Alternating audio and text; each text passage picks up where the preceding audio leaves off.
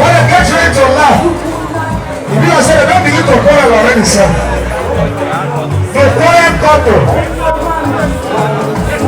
Ambassador, Chief, and Lord, longinus, Kanokute, aka Chief Imo Worldwide.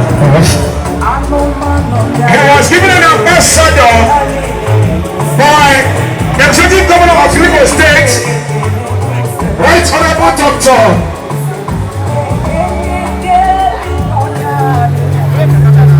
Emeka.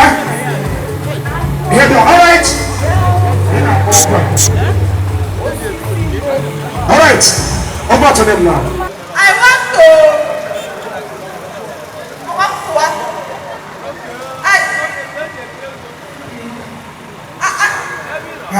good morning, Mr. Moderator. Good morning. What are you doing? People take them be Therefor like them be to tie a video wish them. Okay. Now we went.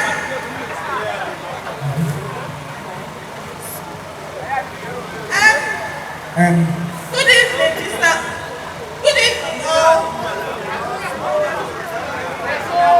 Awesome. I will.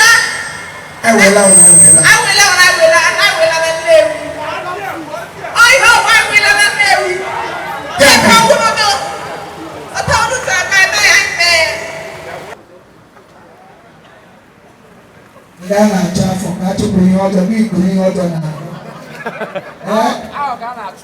achọpụ ka chụpụrụ ihe ọjọọ gị mabụrụ ọrịa tana nọ ọ afọ na nwunye gị mụ nwa ọfụ lela ọya dị ya lela ụlọ abalị madam biko ọrụ onwe zeere ya lekwe my sister ọ gafere n'iku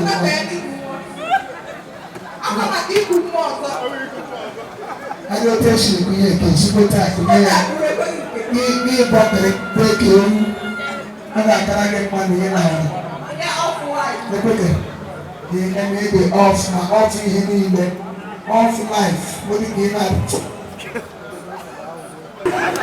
no ọ bụ ebeli ka ọ wụrụ ekpechago n'ikpe. Hey, you're welcome, oh.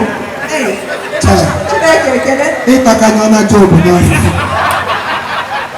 oh my God. To busy.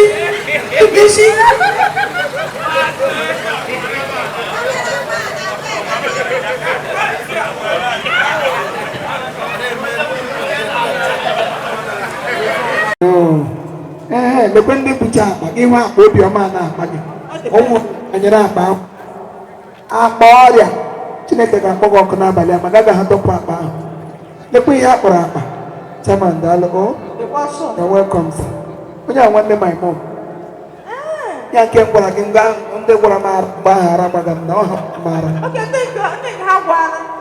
ọ bụ ihe specialized ha egwu gwara mgbe ọnwụ dị otu ara na-agba gị ugbu a akpata gị nke ọrịa gara efu na dị nnọọ nke a na-ata ata enwere ọgwụ ara a na-ata ya na-agba n'isi ha ọka fọrọ ọka m nye my sister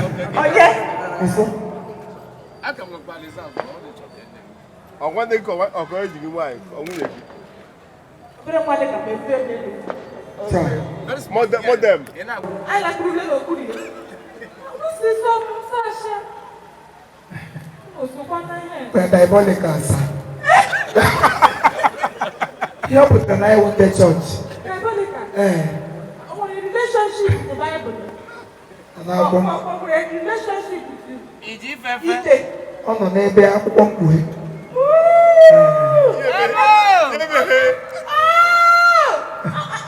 People are somewhere inside the Bible. Elebo. Now, you want to know them Bible. Sorry. Hi. I'm not I could look at that. And then lie you time. I was here. Chairman said I make a lady. We Tony's kitchen. I'm going to comport on comport or make a money. Madame Igbo. Only like I learn English. So I don't think she made mistake. Yes, Sasha.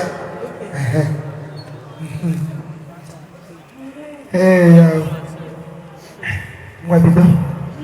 They don't give me. Hey, I'm going to go to shop. I want to die. I have a monkey for a lot of they are from one. Okay, Nego Mogo Pakawagas. Give me Hoka. Look at what I can get computer from morning to night. All the happy piano play and the way is your daddy? Your daddy Igbo?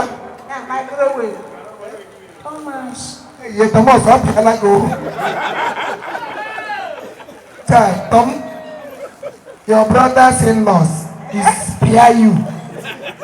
I mean, your brother, your friend, yeah, is PIU. They don't know. Mommy, I want him. Potentially, we all the name, German, all the name,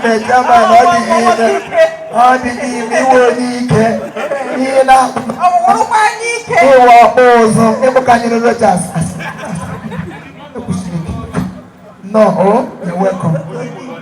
And then, I'm my people, when you're not here, no name. On your home Sophia. No, oh. Never matter, but I bought the Calebos. Child, the way I can't do myself, see how I can say she look. Baby, no, not Calebos. I can't go. The black man is very soft. I can't agree. Happy done. You know, Thomas, you're welcome. I will give you a wife. I will mom boga the gig. I am more than that. Okay, also okay. Open the corner. They got more money. 2 days, my mother died. Now I can give rose butter Nigeria. 2 days. I got married 2 days. 2 minutes. In the way and they are more than this. Machi, why you wear a bankro? On Friday, I'm from if you marry my mother. I am my children. I want them. So, you read the phone call. Your mother died. Okay, now what then?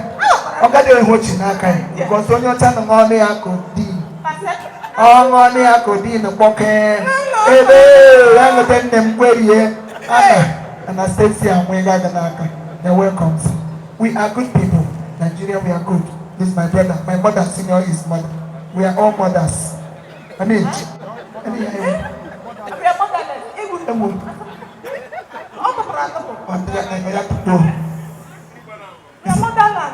mother.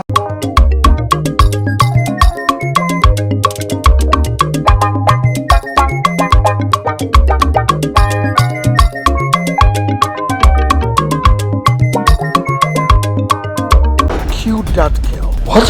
Bring back my daughter! I've heard all the promises you made, but I need one thing. And what is that? A note of love. At least we have one Oyibo man as a lawyer. For me. Ego bodo Oyibo!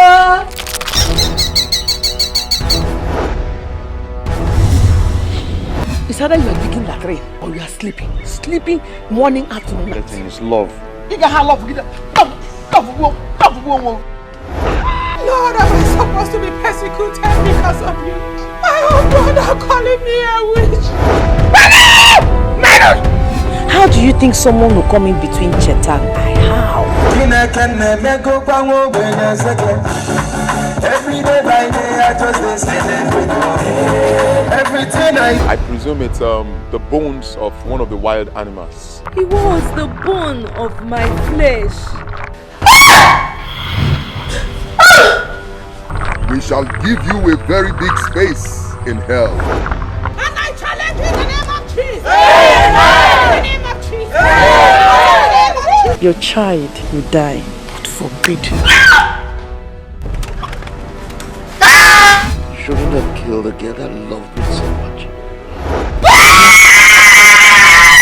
See, what makes a man is fix your problems and overcome them. That you forgot Chinese love. Please, you are not my love. Then who's your love? He knows what to do. Please.